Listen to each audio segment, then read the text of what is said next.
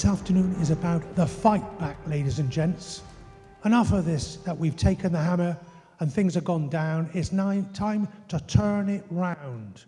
But that's not going to be easy. And therefore, the family is a crucial part of that fight back.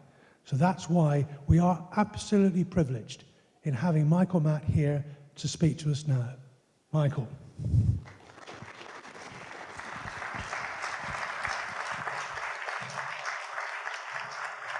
Good afternoon.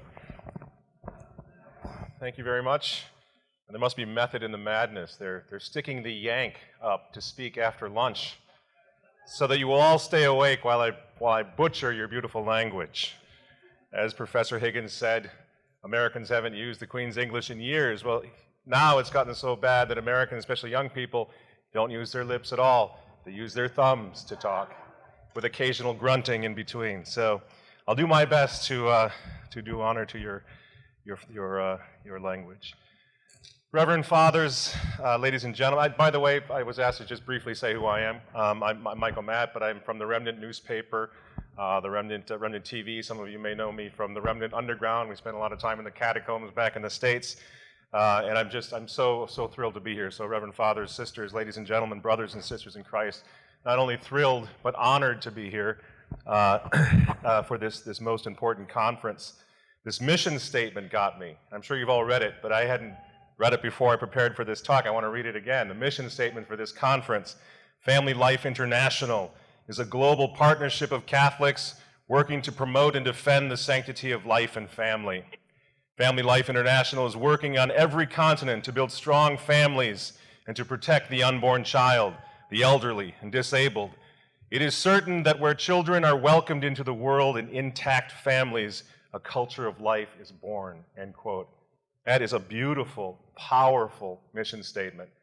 And I think that we're going to talk a lot about that today. At least I'm going to try to do so. I'm a father of 7 children, so the issues of family really impact me. And I think we spend a lot of time saying, you know, the Pope should do this and that, the Cardinals should do this and that, the priest should do this and that. Well, I'm not good at telling popes and cardinals what they should be doing, but I think I can do a fairly good job having a conversation with you, mostly fellow lay Catholics, fathers and mothers, grandparents, about what we can do. And I think we can do a lot more in this fight for Catholic restoration, Catholic counter-revolution, if you will. And this mission statement put me immediately in mind of a little-known but powerful address given by the great Pope Pius XII to the directors of the Associates for Large Families of Rome and Italy on January 20th in 1958, which Pius the 12 fans will recognize as the last year of his pontificate. So literally, the great Pius XII, in his last weeks and months on this earth, was concerned very much for the same concern that the organizers of this conference had, for family and for the preservation and defense of the family, specifically in this case, in defense of large families. Pius XII then, at that time, 1958, said the following: "Wherever you find large families in great numbers, they point to the physical and moral health of a Christian people, a living faith in God and trust in His providence, the fruitful and joyful holiness of Catholic marriage. A large, well-ordered family is a kind of visible shrine. With good reason, it has often been pointed out that large families have been in the forefront at the cradles of saints. We might cite, among others, the family of St. Louis, King of France, made up of 10 children, or the family of St. Catherine of Siena, who came from a family of 25 children, Father St. Robert Bellarmine, who came from a family of 12, and St. Pius X from a family of 10 children," end quote. So says Pius XII, in a climate and in an era where God was the author of life, and families were encouraged to have as many children as God sent. You can consider the words of Pius XII also in the inverse to get a better sort of idea of where we've come to today, since we began to walk away and ignore the papal counsel and advice of Pius XII all those years ago. Because this can also be considered wherever large Catholic families are not found, there will be physical and moral problems. Wherever large Catholic families are not found, there will be less trust in divine providence, less happiness and holiness of marriage. And this, of course, is happening all around us today. A world that is less open to life, as ours is now witnessing the destruction of the family, and the resulting chaos in society at large is everywhere evident for all of us to see. They're redefining the family. The devil hates the family, which is based on the Trinity, which is based on the Holy Family. He hates it to a degree that they are at all-out war now with not only the Christian family, but the very basic idea of family. They are at war with it because they know, as all of us know, as the family goes, so goes society. A thing cannot long survive if its nucleus is destroyed. And the enemies of Jesus Christ are attempting to destroy our Christian civilization by destroying the nucleus, the Christian family. And this comes, make no mistake about it, from the bowels of hell. This is truly a demonic affront to Almighty God and to the Catholic order. And so that you don't think that's just me ranting and raving and being paranoid, speaking on May 19th, 2017, very recently, shortly before he died, at the 4th Annual Rome Life Forum, Cardinal Carlo Caffarra, who was a highly respected prince of the Church, he was the founding president of the Pontifical John Paul II Institute for Studies on Marriage and the Family, so he knew a lot about the family. He was a member of the Supreme Tribunal of the Apostolic Signatura in the Vatican. He was a member of the Presidential Committee of the Pontifical Council for Family, and he was a member for the Pontifical Academy for Life. This was not some bomb-throwing nut job that had some paranoid fantasies. This was a man who knew what he was talking about, and he swore testimony. We have sworn testimony to the veracity of the quote that I'm going to read to you now, and I'm sure many of you know exactly which quote that is from Cardinal Caffarra. Because on that occasion, he described how Satan is attempting to destroy the two pillars of creation in our time, in our world today, so as to fashion his own, and these again, Cardinal Caffarra's words, Satan is trying to fashion his own anti-creation. And Cardinal Caffarra went on that day to recall that he had received a handwritten letter in which the last surviving visionary, seer of Fatima, Sister Lucia, had written to him a personal handwritten letter saying the following, quote, "A time will come when the decisive battle between the kingdom of Christ and Satan will be over marriage and the family, and those who will work for the good of the family will experience persecution and tribulation," end quote.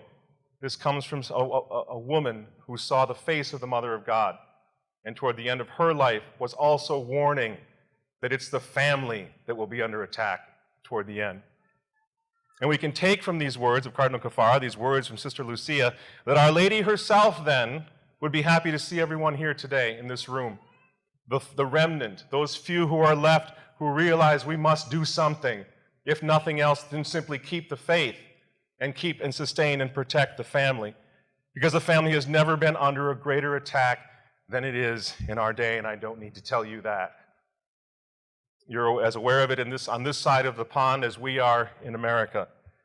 Gay marriage, for example, let's be honest. There is no precedent for this. I'm sure there are some able historians in this room. If I'm wrong, please correct me afterwards. As far as I can tell, and we've studied this, although homosexuality, the vice goes back to the beginning of time, no civilization has ever elevated it to the state of marriage. We hold the honors for that. We are the first to do that. So we can say with honesty and with accuracy that the times in which we live are not precedent. They don't have precedence. It's unprecedented to see this sort of attack on the family. And of course, divorce, rampant. Cohabitation now is normal. Marriage is becoming rare before a young couple live together. The gender ideology, I won't go into that. There are children here today, but they're not only attacking marriage, they're attacking the components of marriage. One man, one woman, even attacking the very idea that a person is a man for life, that God made him a man, that God made a woman, and so forth. That's how degraded, that's how vicious this attack is on sexuality and on the family, on marriage. And it's no secret that the glue that's holding society, holding civilization together, is being removed at every stage through these methods. And the results are everywhere to be seen. In America, you've been hearing about violent school shootings. Everyone wants to talk about guns all the time. No one wants to talk about the fundamental reasons these things are happening, and it's because of the breakup of the family, first and foremost, in my opinion. They're shooting up the schools. These kids, to the man, who are bringing their guns to school, are from broken homes. They're from their fatherless sons, their motherless daughters. They come from families where there are two dads and where there are two moms. No one is looking at this evidence. No one cares. They're taking babies and giving them to two men. Where are the feminists? Where are the feminists to say, is not a mother important to the upbringing and raising of a child? What are we doing? We are experimenting with babies. The ones that might happen to make it past the abortionist. We are experimenting on them. Let's see what happens. And even when they grow up and they develop problems that are unbelievable and unprecedented, we still won't look at the social, moral, spiritual mess we've made of the family as the cause of these problems. Our children are losing their innocence before they reach the age of reason. And this cannot go on much longer because a good God will not allow it to go on much longer. So we need to hang on, but I don't think we're talking about hanging on for 100 years. I think something dramatic is going to happen soon. And we need to make sure that we hang on no matter what, and that's what we'll talk about today, because our survival as a people, as a religion, as a society, as a civilization depends on the survival of the family. And yet, the society now is at all-out war against the family. Our adversary is engaged in an effort right now to wipe out the last vestiges of the Christian Catholic moral order worldwide by destroying the family. They're trying to destroy us, whether we want to admit it or not, whether we want to be putting our heads in the sand or not. They want this conference and conferences like these to end. They want people like us to shut up, to have no voice.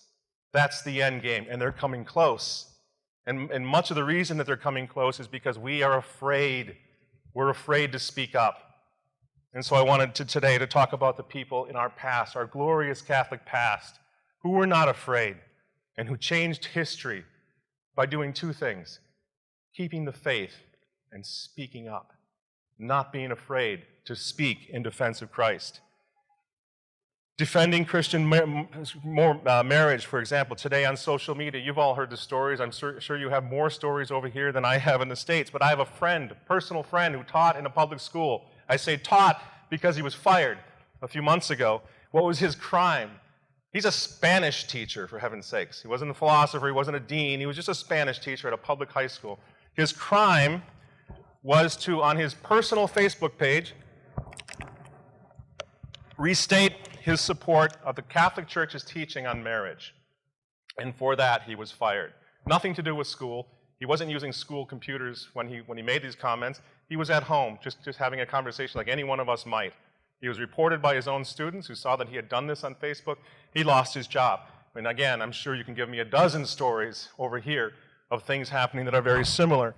People are becoming, because of that, they're becoming afraid to speak out. And that's understandable.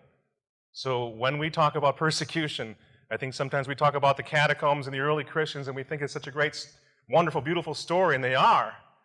But maybe we can think a little bit about the days, weeks, and months that led up to the dramatic story of Barbara or Agnes or Tarcisius, or pick your favorite martyr.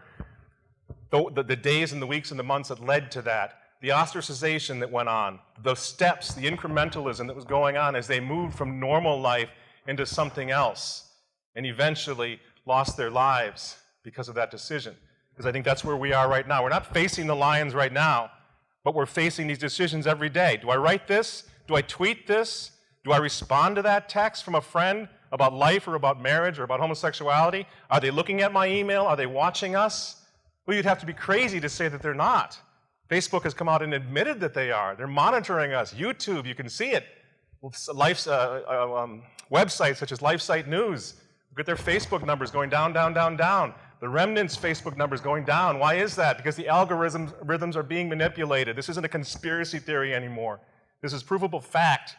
They're moving against the Christian voice online. And you all know this. and Christians are afraid. An interesting comment surfaced when I announced that I was going to come and join you today. Maybe whoever wrote this is in this room, I don't know, but it's an interesting comment left on our website, remnantnewspaper.com. This person writes, quote, "Michael Matt is exactly the type of anachronism that the Brit conservatives despise, with about as much disgust as do the Laborites. I won't be surprised if this talk leads to him being placed on the ban list or the no-fly list." Now, perhaps he exaggerates. Here I am. So it could be an exaggeration. But the thing is, maybe he doesn't exaggerate, because yesterday when my son and I were in the airport and we put our little passports down to get our boarding passes, up pops this rather scary little warning that says, "Based on your passport, we do not believe you have the right to travel and stay in the UK. Please click here and supply more information about your trip." Now, I've been flying around for a long time, for a lot of years. I've never seen anything like this. Was it just random, or was it not connected, or I don't know, but it was a very strange message to pop up, that I don't have the right to go to the UK. So things are happening. Whether or not these are as ominous and as frightening as they sound, and it kind of freaked me out a little bit when I saw it, the thing is, it's having its effect already in a sort of an Orwellian sense. We're all aware of this now. We're all wondering how far we can go, how much we can travel, how much we can say, and that already is a form of persecution. So it makes you wonder. So in this case, this is where they brought us to, and I think it has a psychological impact, and the battle is already, in this sense, it's already here. Maybe it's not outright persecution, but it's here. And the question is, without being too dramatic, are we ready to fight? Are we ready to make a stand? Are we ready to be different, really different? To be ostracized, to say things no one else is saying. I face this every day as a newspaper guy. I'm one of the few. It's because I'm not as big as the larger ones. The larger ones have stopped saying anything that matters. They talk about pocketbook issues, and they talk about, feeding poor people and nice things like that, but they don't say anything that even hints of Catholic counter-revolution anymore, or defending marriage and all of that. That's all fading away, and there are only a few voices left who are willing to say it. So I think we need to think about this right now. What is our plan? What's our strategy? It doesn't make sense to wait until things get worse. Things are going to get worse. It doesn't make any sense to pretend that they're not going to get worse. And I think a meeting like this is ideal for talking strategy. Because if we get to the point where we're asked to sacrifice a lot more, we're asked to lose prestige or status, or even our lives at some point, on that side of the pond, if we think the traditional Catholics in England, the conservative Catholics in London, are going to make a stand, well, maybe we'll be stronger. We can make a half-good show of it, and vice versa. We need to have this conversation. Are we going to back each other up? Are we going to stand with Christ no matter what happens? Or are we going to scatter? And I think that's why it's so important to tell some of the great stories of Catholics who stuck together, so we have some sort of a model to follow, especially for our children. Because it is at this point, it's up to us. And I really believe, listening to Father Clovis this morning, it's not just the state anymore. The situation in the church is without precedent, and it's terrifying. And so it is up to us, and I think waiting for the state to come and save us, waiting for the church and her human element to come and save us, is a little bit pie in the sky at this point. We need to take control of the situation ourselves and make sure that we say we're not going to have necessarily recourse to our bishops anymore. We won't have recourse to the Vatican, as Father Clovis said this morning, when pro-aborts and sustainable developments and population controllers and pro-abortion people are being invited in and out of the Vatican now. The chances of us being able to make our appeal to Mother Rome are a little bit shaky at this point. So we need to realize it is up to us to keep the faith. It's up to us to make sure the faith survives through us. And don't think we're so special. This has happened time and time again in the history of our religion, of our beloved church, where small groups of Catholics have been recalled upon to keep the faith. You can tell me more than I know about the Western uprising in your own country, but you know what I mean by these groups of Catholics who stood strong and through whom the faith was sustained. So we're living now, we're new Christians and current Christians, living in those old catacombs, and again, in a sense, preparing to go down into them in any case. And again, there's precedent for this. St. Paul in Corinthians, I'll read the quote, even though I know you're familiar with it. In Corinthians, he gives us a model that isn't fun to think about, but he tells us what we have to do in times like these. When he says, "Bear not the yoke with unbelievers, For what participation hath justice with injustice? Or what fellowship hath light with darkness? And what concord hath Christ with Belial? Or what part hath the faithful with the unbeliever? And what agreement hath the temple of God with idols? For you are the temple of the living God, as God saith, I will dwell in them and walk among them. I will be their God, and they shall be my people. Wherefore, and this is the relevant part, italicized, underlined, bold, wherefore, go out from among them, and be ye separate, saith the Lord, and touch not the unclean thing, and I will receive you, and I will be a father to you, and you shall be my sons and daughters, say the Lord Almighty. Now, those are just words from a scripture quote, or they have been until now. I think many of us, seeing the way that the world is going, those words mean a lot more to us now, or they should. And no one wants to face the ramifications of those words. When do we take that leap of faith? When do we go down into the catacombs? We'd rather stay on top. Thomas More famously said, pointing to himself, this is not the stuff of which martyrs are made. I pray everyone in this room has the same attitude, because I worry about the man who tells me, hey, martyrdom, piece of cake, I got this. Of course, it's a no-brainer. I'm going to be martyred. I think he's going to make the worst martyr. He's the one that will be hightailing it. The ones that we are looking for are the Thomas Mores. Not me. I don't think I can do it. Because that's a good, healthy Catholic attitude, and we know what he does in the end. He loses his head for the faith. Of course it was the stuff of martyrs. But maybe because he put himself down and feared that he would fail, maybe in that is how he strengthened himself to do what he did. And we're still telling his story today. So coming out from among them is an interesting thing that we have to talk about. Because if we're just going to blame the state or the bishops or the popes or everyone else, I think we're going to fail. This starts with us now. We have to be big people. We have to be adult Catholics. So long as that we believe that we must, again, in the inverse of what St. Paul says, that we must, as people living in the modern world, that we must participate in the injustice, that we must have fellowship with the darkness or concord with Belial, we will lose if we think that. Because to come out from among them is fanatical and nutty and Amish, and we could never do that. I think we have to re-examine that idea that it's fanatical and nutty to come out from a world that hates Christ, hates our institutions, hates the family. We may have to take a different look at that. As a kid, I used to feel sort of sorry for Lot's wife, right? I mean, they're moving away from Sodom. She's all packed up with her goodies and ready to go, and then she just takes a little quick look back, and bam, she gets turned into a pillar of salt. I thought, boy, that's pretty harsh. Until you read what the experts say, what that look back to Sodom was all about was an inclination, was an attraction to what was going on in Sodom and Gomorrah. It was a temptation that she fell for, and that's why what happened, she turned to a pillar of salt because of that. And we have to make sure that we're not in such close association now, that we're not beginning to go soft on these things, like marriage and so forth, and homosexuality, and we want to reach out in charity and love and always be a light, a candle in the darkness for people. But at the same time, we can't go soft. We can't use that as an excuse to stop speaking up. Yes, the world is really bad. It's terrible. The culture seems to be possessed by demons, we say. But our kids, they still need the smartphones, right? They still need to have the single largest red light porn district in the history of the world in their pockets. Really? We believe, as counter-revolutionaries, that it's necessary for little 12-year-old Johnny and 10-year-old Susie to walk around with that thing in their pockets and say, Johnny, be careful now.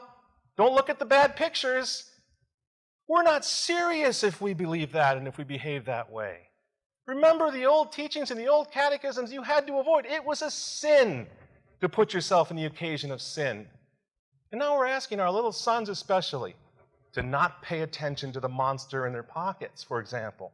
We couldn't possibly have our kids not look up and with it by not letting them have the smartphone and the latest gadget or the latest video game or their music or their movies. I was listening to these three ladies today, and I was thinking it was wonderful, wonderful testimony. We can help them out as parents if we start backing up a little bit. There wouldn't be abortion like it is now. There wouldn't be promiscuity like it is right now if it had not been for the cultural revolution that preceded the legalization of abortion. The music, remember? Some of you are old enough to remember. what was going on back in the 60s, the revolution that was spearheaded by the rock and roll industry. And people my parents' age were outraged and fought it so hard. We've given up that fight. I remember one time I was going to the Right to Life March out in the States. I was at a very conservative college that I still support to this day, great college. But we're going out, a bunch of us guys doing the good thing, going out to fight abortion, make a stand for life at the National Right to Life March. And the guy that was just a kid, he's a nice guy, he just didn't think of it like many people don't. Guy that's driving the car has got his music going. We're all listening to this song as we go down the freeway to save the babies. The Rolling Stones, I Can't Get No Satisfaction. And this irony just struck me. These are the good people, these are the good guys going to the good Catholic college and everything else, and they don't see. How many abortions do you suppose old Mick Jagger and Keith Richards were responsible for with the garbage that they were cranking out for so long, right? I don't think this is a church lady concern. It sounds that way, but I think it's a very real concern. And so if we think that we have to give our young kids the music and the movies that's predominant in culture today, I think we're missing the point. And if we really want to get truly pro-life, we fight the cultural forces that are as pro-death as they can possibly be. And again, parents, same response. We can't say no to everything. Got to live in the world. Yes, we do, but not of the world. And we have to look at where we are right now. It's a very serious moment in history. I don't know, I'm sure most of you have heard of the great mystic, Blessed Anne Catherine Emmerich, who was approved, and she has a very interesting thing on June 1st, 1821. A little longer quote, but I want to read it because I think it's relevant to what we're trying to talk about. 1821, Blessed Anne Catherine Emmerich writes the following, and I think she's talking about our day, what she saw in the future. Quote, "The church is completely isolated." Again, this is what she sees. "The church that I see is completely isolated and as if completely deserted. It seems that everyone is running away. Everywhere I see great misery, hatred, treason, rancor, confusion, and utter blindness. O city, city, what is threatening thee? The storm is coming, do be watchful." Then I saw that everything pertaining to Protestantism was gradually gaining the upper hand, and the Catholic religion fell into complete decadence. Most priests were lured by the glittering but false knowledge of young school teachers, and they all contributed to the work of destruction. In those days, faith will fall very low, and it will be preserved in some places only in a few cottages and in a few families which God has protected. Well, that's pretty frightening on the one hand. It's also pretty challenging. Because what if, when Anne Catherine Emmerich looked into the future, she saw parents in this room on both sides of the Atlantic who would keep the faith? What if she saw that that's how it would be preserved? What if we can earn the right to stand with those families that mystics of the past were saying saved the situation, saved the faith in this terrible time? Friends, the key to Catholic restoration is to transform our homes into those little churches once again. Sanctuaries, places of refuge, catacombs, not to hide out. I'm the last person to say we need to go underground and to hide. We need to fight. We need to be the lights. But if we don't go down, as early Christians did, and learn how to be the lights, learn how to strengthen the faith, give the faith to our children, those lights will be extinguished very quickly in the roaring storm topside above the catacombs. So we need the catacombs. The catacombs are now. We need to go down and prepare for the fight of our lives in defense of Jesus Christ and in defense of the traditions of his church. Now, those catacombs, as you all know, were primarily used for the burial of the dead. They weren't nice places. I should know, I live in one. They're not pleasant. There's dead bodies, and there's bodies decomposing, and skulls and all of that in the catacombs. But these were the hidden places of worship for persecuted Christians. And by the 4th century, great numbers of the faithful attended religious services in the catacombs on the feast days of the martyrs. But the question I have for you, again, as we said before, what was it like before? What was it like for those people? Just like us. They were just like people like us, Christians. They realized everything was falling apart in their world. And at some point, on some day, in their lives, they said, it's time for me to join that group down underground. And what a fateful moment that had to be for each and every one of them. They all had a story about it, what it was like to hike, go down and hide down there, sneaking through the streets, most likely, to get there where all the cool people are partying, by the way, and life is great, and you look like a kook and a nut and a paranoid church lady for trying to find a catacomb, and yet that's what they did. And we're still telling those stories. We're still telling about how they did it as they went down, hiding, going underground to be with hunted criminals and to pray and worship in secret. What am I getting at? They knew they were pulling themselves away. They knew they weren't going to have the same friends and the same neighbors, and probably the same family was going to, their family members would even pull away from them because they were doing something akin to building an ark on a sunny day. They were worried about something. Many of them weren't even Christians yet when they went to be with these Christians to learn the faith. So they were ostracizing themselves. And the persecution had already begun then for them, just as it's happening for those of us today who are willing to do the same. Willing to give up friends, family, position, social status maybe, that great job perhaps, where we're going to lose our faith if we stay on. Willing to do that. And again, I think it only stands to reason that we have to ask ourselves, are we willing to do that? Do we think we're at the point where we're willing to begin to be like them? But I think we know how this nightmare ends. Any student of Christianity should figure out that the rise of the martyrs is, once again, is how we get out of this. People who believe enough to die for it. Again, this is not all gloom and doom. According to your great Hilaire Belloc, when persecution comes again, when martyrs, once again, when they begin to martyr the Christians, he said, this means the revolution has failed. They got nothing else. They couldn't change our minds. They couldn't brainwash us. So it's time to round them up and feed them to the big cats again. And Belloc sees this as a hopeful sign. When they get to that point, we in a sense, we won. We kept the faith. But we have to be willing, of course, to be martyrs. Will there be martyrs in our day? Do we have what it takes? I think that we need to have the conversation so we can all strengthen ourselves. I'm not saying I'm ready to do it, but I think we desperately need to have this conversation about when we start making some of these decisions. St. Thomas More, again, was an example of someone who wasn't eager for martyrdom. I'm not eager for martyrdom. But if we are truly followers of Christ, it would be myopic to think that we never have to face this. Please God, may we live at a time where it won't come to that. But think about the history of our church. The founder of our church, our Lord and Savior Jesus Christ, was executed as a common criminal on a cross. He kind of set the precedent.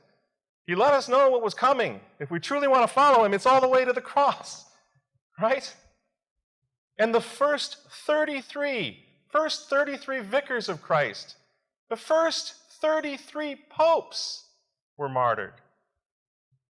And think of the stories that we've all grew up with as kids, as children, about the little children of Rome and other places that were under persecution, whose blood watered the faith. I think our Lord was letting us know this is how the faith grows, from the blood of martyrs, not just at the beginning, but all the way through, down through history. The seeds of the Catholic Church planted by Christ himself were martyred with the blood of martyrs. And from every rank, which I think is interesting. Thomas More is one of my favorite saints because even as a child, I could tell this was a great man with great power, great prestige, plenty of money, favor with the king. He had it all. He had what the whole world today wants: power, notoriety, fame, money, everything. He gave it all up.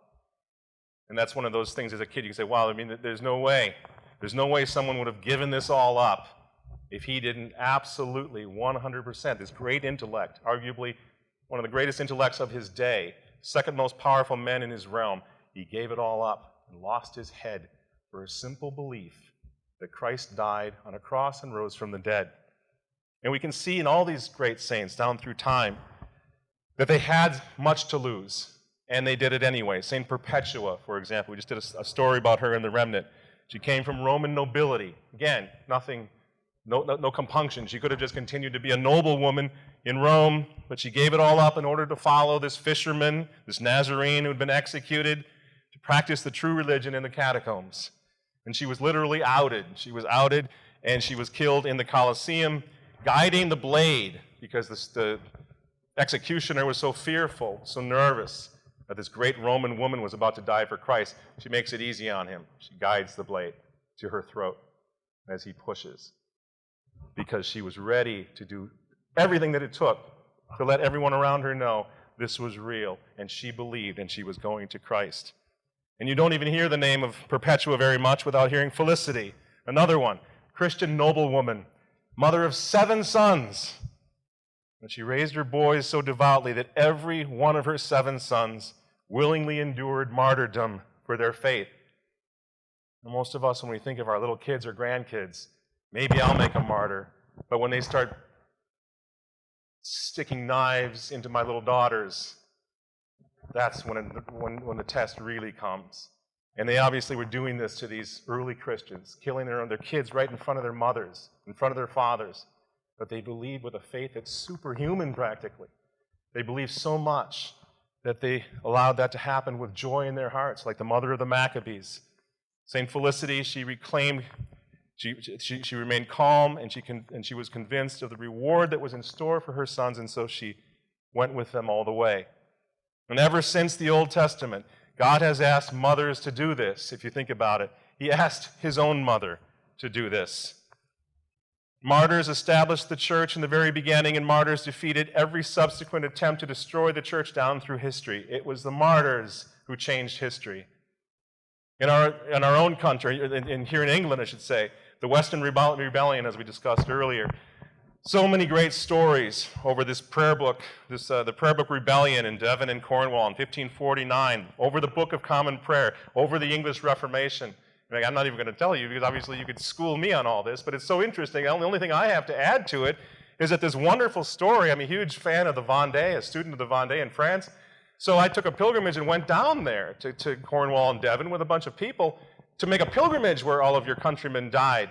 There's nothing there. It's like the greatest cover-up in this country, it seems. There's hardly any plaques or monuments to the great heroism of your people who literally died for the old Mass, for the traditional Latin Mass. Maybe there's a reason for that, because that spirit, the spirit of the Western uprising, can change history even hundreds of years later.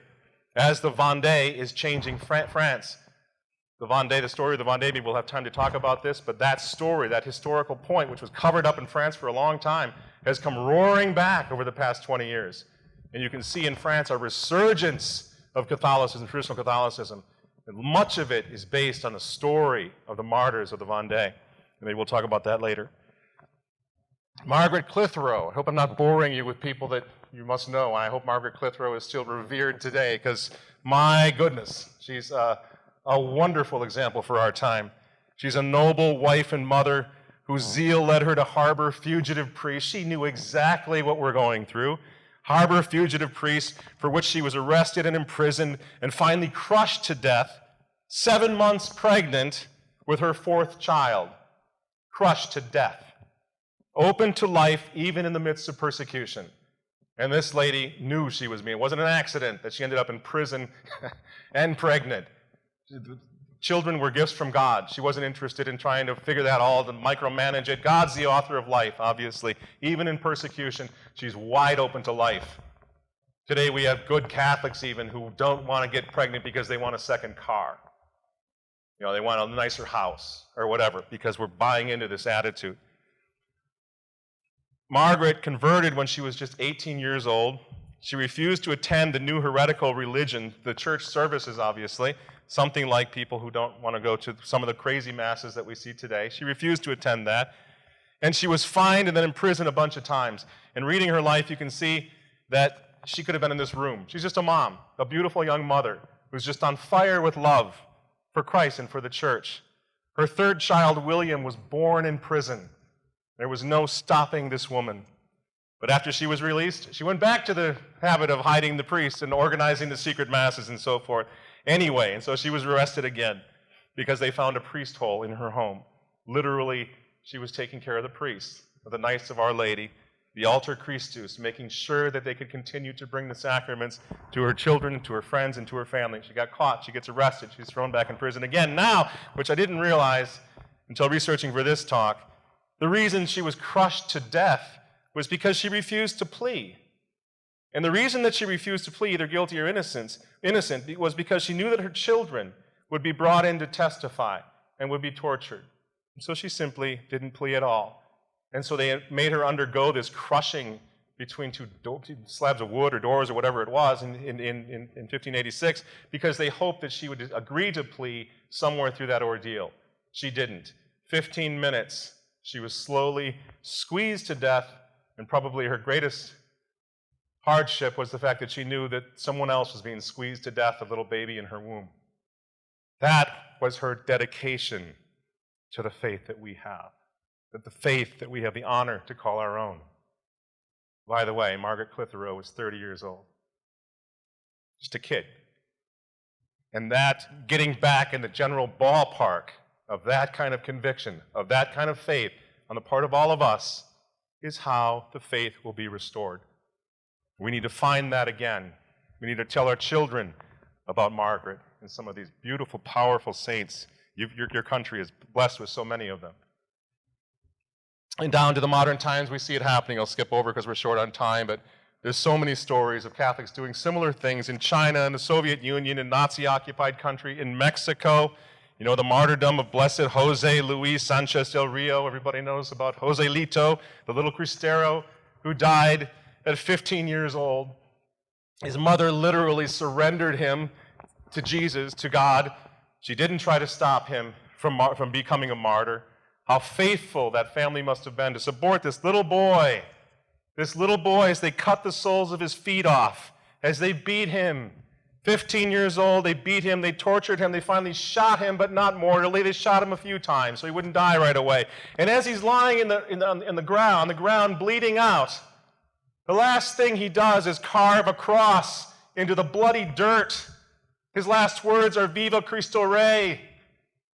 He had no fear in his heart because he was raised by a mother and by a family that allowed him, that taught him, that instructed him, that schooled him to expect to have to go all the way to the cross, if necessary, for Christ and for the old faith. And to this day, his little body, the little body of Jose, is an incorrupt. Did you know that? Incorrupt body is laid out, and you can go visit it and make pilgrimage to it. And it's if God is saying, in keeping and preserving his body, he is saying, this is how revolutions are defeated. This is the way of Catholic restoration. This is the way to restore the faith, the hope, and love in families to the point where they will die for it. The revolution is powerless in front of families like this. The revolution cannot touch families like this because they are animated by the faith, and they have faith in each other. They will help each other to die. Like the famous story of that mother in Rwanda only 25 years ago or whenever that debacle was. And as her little children, she's a Catholic woman in Rwanda, as her little girls are being tortured and killed. And they have the mother, they're forcing her to witness this because they want her to break. She says she has something to say to them, so they allow her to go close. She looks into the eyes of her bleeding, dying children, and she says, "Oh my God, I am heartily sorry for having offended you." And she goes through the entire act of contrition to her little children as they're slaughtering these kids. She made no effort to try to save them. She wanted to make sure she saved their souls, that they went immediately to Jesus. These stories must be retold to our children. We must share them. We must make them ours again. The heroes of our faith. Because how does the faith survive? Through families like this. How? And why? It is because the little audience to mothers and fathers who will not shake, who will not defer, who will not surrender, the little audience from when they're little kids and when they're playing and when they're learning to read, they're learning to pray, and they're looking at their mother, they're looking at their father. This is the audience, the children. The children, when they see mothers and fathers willing to sacrifice everything for Christ, will do the same. They will do the same if they see it in their mothers and in their fathers. The children who watch their parents risk their lives to hide priests in your country, to conceal sacramentals in places like Japan, where being caught with a little cross like this made out of grass could mean that you were going to be subjected to the most torture and most brutal execution in history in Japan for hundreds of years. Children were seeing parents make those crosses anyway because it mattered more than anything else. In the Vendée, in France, children saw their fathers going to war. They saw their mothers operating behind the lines, makeshift soup kitchens in hospitals. It was a family affair in the Vendée. Some of it's kind of amusing. Like it was at Nantes, when the Vendée soldiers of the Grand Catholic Army began to lose, they lost part of the battle, and the men began to retreat.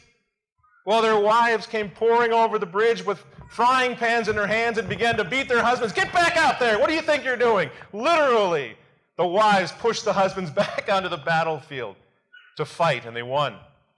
These are the soldiers. They weren't soldiers. These are the guys like us, people like us, families, who Napoleon Bonaparte called the giants, the little giants, les petits géants, the little giants. He said they could have gone all the way to Paris and crushed the revolution, but for one little thing, they all wanted to get back to their families every time they won a battle.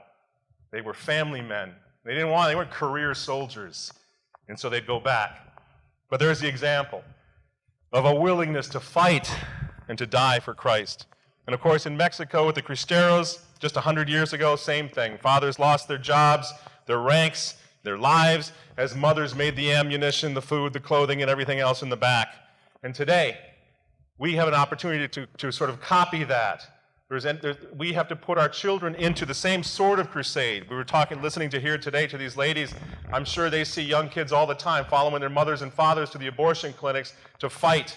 The crusade itself, giving the pro-life crusade to children, to kids, get them involved in that fight, will help them to keep the old faith and help them to stay on the straight and narrow and stay away from all the influences now that are destroying the faith in the family.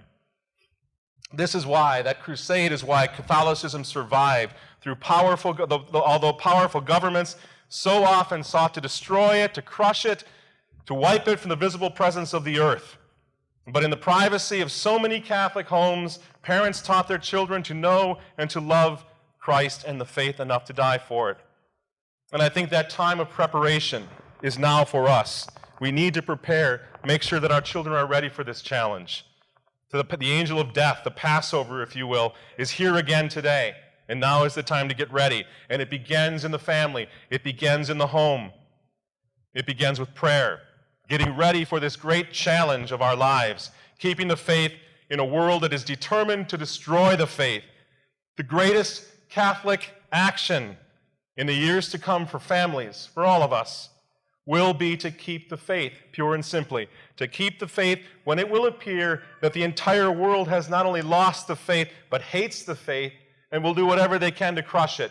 Keeping the faith in times like that, in times like these, will become the greatest challenge. And we have to ask ourselves if we're ready to do what our fathers and mothers in the past did. Turn our homes into little cottages of faith, where the faith will survive, just as the Christians did in Rome, the Catholics during the Western Uprising in England did during the Reformation, France during the French Revolution, Japan, China, Russia, and so forth. And in the Middle East today, they're a step ahead of us. The Christians, they're already being killed. It's already gone bloody in the Middle East. And we need to prepare. Bishop Athanasius Schneider, in a recent interview, gave us some practical suggestions, and I'll read a few of those to you now. Remember, he suffered in the clandestine church as well in the Soviet Union. His family was sent off to the Gulag. He made his first Holy Communion in secret because he had to. So he understands, this bishop understands what it's like to do what I'm saying, what I'm suggesting we need to begin preparing for. He already did it under the Soviet Union. And he gives us a little helpful checklist. I'll just read a few of them for you. He says, quote, "See persecution as a grace from God for becoming purified and strengthened, not simply as something negative." Isn't that beautiful? See persecution as a grace from God. He says, "Become rooted yourself in the Catholic faith through study of the Catechism. Catechize your children every day, as this is your first duty. Pray with your children daily, such as litanies and the Rosary. Turn your home into a domestic church.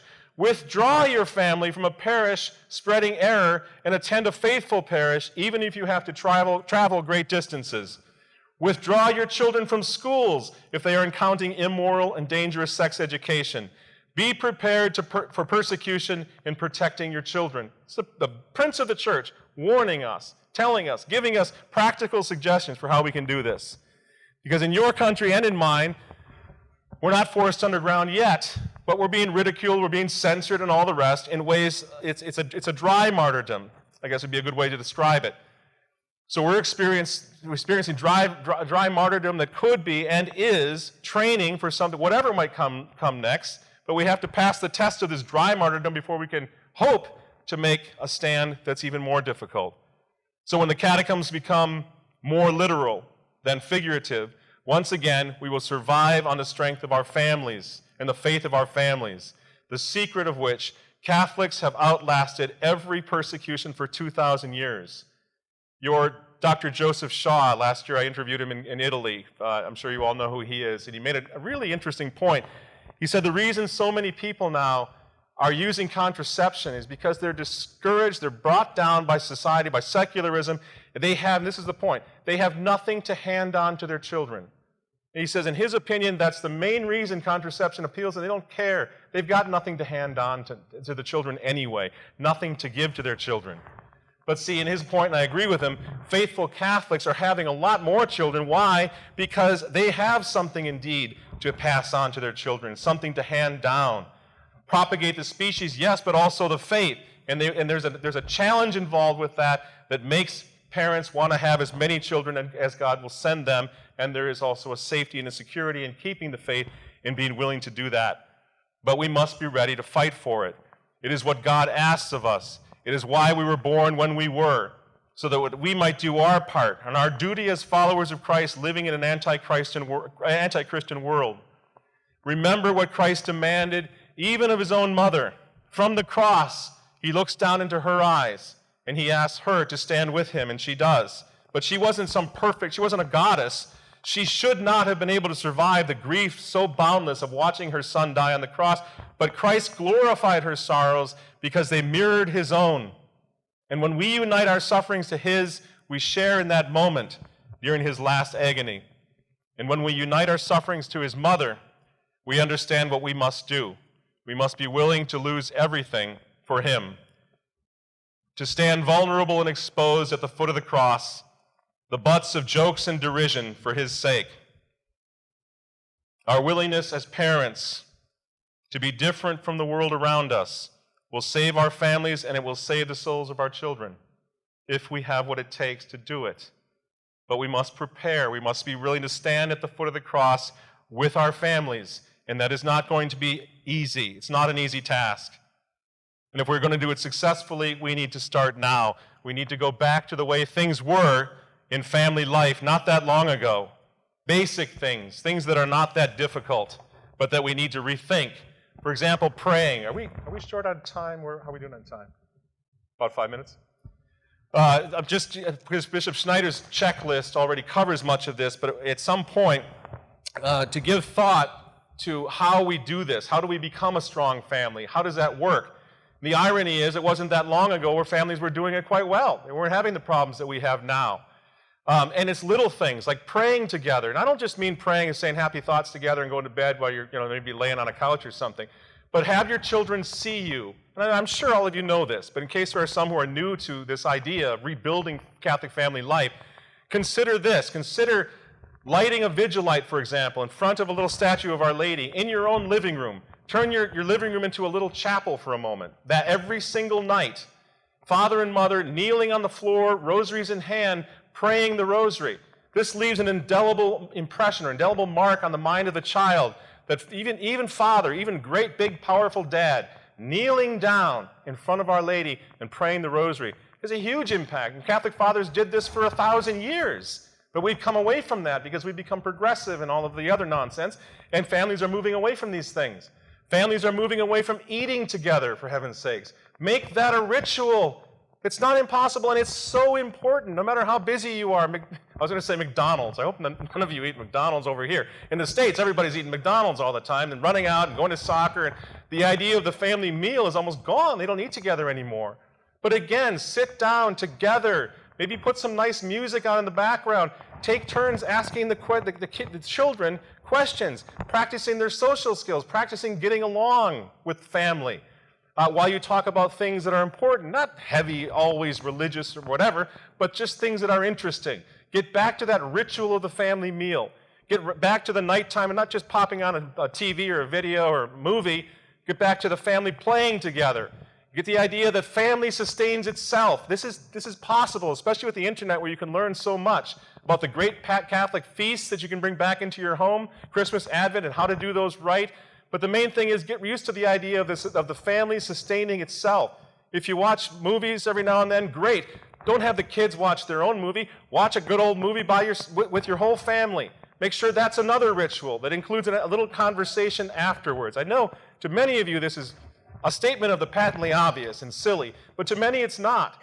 And so the children have their own little music and their own little headset, and there's this little antisocial thing that's going on right in the home, right in this little sanctuary, where the children are getting a completely different message. They're plugged in, and the parents are not aware of it, or they're fine with it, or whatever.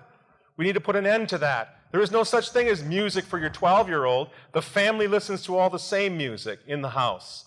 Children are not on computers by themselves. That's deadly. That's crazy. We're going to lose this war if we don't start implementing some of these things. Friends, it would be great if we could all have as many friends as we did back in the 1950s. This is not the 1950s. And so it might be a little more difficult for families. But again, this is not without precedent. Zélie Martin, St. Teresa's mother, has in her book a story of the family. She talks about how she was leery even of cousins associating with her children because of some of the influences in France at that time. So you see the parents were willing to do things that are not going to necessarily make them all that popular, but it's very necessary if you're going to have children that are not going to be brought down by the society and the world in which we live. So we don't have time to go over all of this. I'll cut towards the end, but I hope afterwards, or just in general, we can all begin having conversations or even conferences about Catholic family life. How to do it, how to restore it, how to keep pop music out of it, how to bring good music into it, old folk music, and want to bring it back. Raise your children on classical and good folk music so that there isn't the great temptation. I've got 5 daughters. I've never once said to one of my daughters, you can't listen to Miley Cyrus or Katy Perry. It doesn't come up. They would never think of that, not because they're saints, but because it was never in our home. And there was always so much good music, and they were learning how to play violins and flutes and pianos and everything else, that they look at that sort of music as, it's not for them.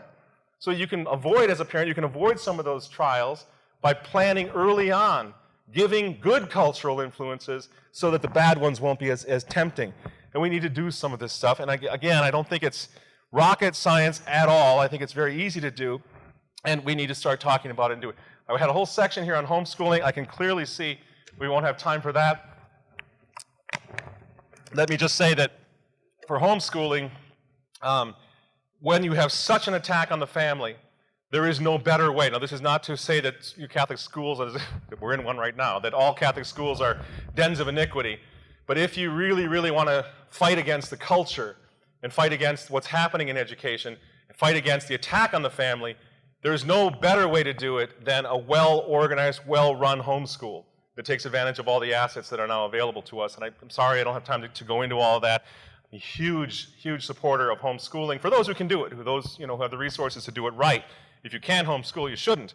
But if you can, it is a powerful way to keep the family together and to resist the culture of life from day one all the way through high school. I can't possibly recommend it enough.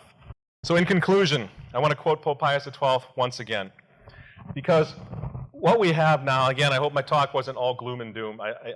I'm not a gloom and doom type of person. Life is wonderful. I've got 7 kids. They're the greatest thing in my life. I've got a 5-year-old son. He's the baby, and I have empty nest syndrome. I'm just terrified he's going to be gone. It's so much fun. So if you do this right, and if you make your home Catholic, it also has its own built-in rewards of wonderful payoffs. Wonderful payoffs, and you all know that who are having children and raising them in this way. But we have an opportunity to give to them this notion of the crusade. We've told them the story of Lepanto. We've told them about what it would be like, Don John of Austria fighting against the Turks. We've told them the story of the Vendée. So it isn't doom and gloom and no to everything. We tell our children that we now have an opportunity to stand on the decks with Don John of Austria, to be part of a huge movement to resist what's happening, because the culture of death has nothing to offer but death. It's not difficult to show children, show young people, that what the Catholic Church offers in the good traditional way, what Christ offers, what Our Lady offers, is wonderful. It's light, it's full of fun, it's full of wonder and mystery. But what the culture of death has to offer is nothing but death. So we need to present this Catholic counter-revolution in a way that challenges young people, makes them want to be a part of it. We were talking about the Chartres pilgrimage. I'm going to go there in a few days. Those of you who have not come, you've got to try to come to that, where you see 10, 15,000 young people alive and excited and shouting out the words of the Salve Regina, walking for 3 days under banners of Joan of Arc and all the saints. They're so excited about this little microcosm of Catholic culture, of the Catholic thing. So they're bringing it back right near you in France. We can do this. It's happening. And we just need to rise up and be committed to do it. Homeschool your kids if you have the opportunity. There's no better way to keep them out of the clutches of the enemy. Make pilgrimages. Pray the Rosary every night. Stay united to her. Stay with Our Lady. Make your children and grandchildren fall in love with her again, as they were on Lepanto, at Lepanto, on the decks of those ships, where every man knelt, pulled his rosary, and sang the Salve Regina out of love for her. And look what she did for them. One of the most historic turnarounds in military history she gave them, because of that love of a child for the Mother of God. So we need to have that attitude here as far as restoring Catholic family life. And I'll end with a quote from hopefully Saint at someday, but from Pope Pius XII, who writes, quote, "Far from being a social malady, large families are a guarantee of the moral and physical health of a people. Virtues flourish spontaneously in homes where a baby's cries always echo from the crib. The vice is put to flight, as if it has been chased away by the childhood that is renewed there, like the fresh and invigorating breath of spring. So let the weak and selfish take their example from you. Let the nation continue to be loving and grateful toward you for all the sacrifices you have taken upon yourselves to raise and educate its citizens. Just as the Church is pleased with you for enabling her to offer, along with you, ever healthier and larger groups of souls to the sanctifying activity of the divine Spirit," end quote, says Pius XII. Brothers and sisters in Christ, it is the family that matters. It is the family that is under attack by the forces of hell in our society. It is a family that must survive, for it is the Christian family that is the hope of the whole world.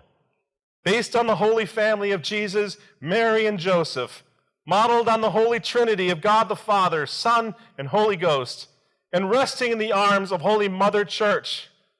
If we devote all of our efforts from this moment forward to restoring the family, defending the family, and living the Catholic family life, in the end, when we stand before the judgment seat of Almighty God, we can say we will have done our duty before God, before our fellow men, and the gates of hell will not have prevailed on our watch. Christ promised us that he will be with us always, even unto the consummation of the world. Let us promise him today, then, that even if the world stands against him from now until eternity, our families will stand with him until the consummation of the world. Thank you very much for listening. Long live Christ the King.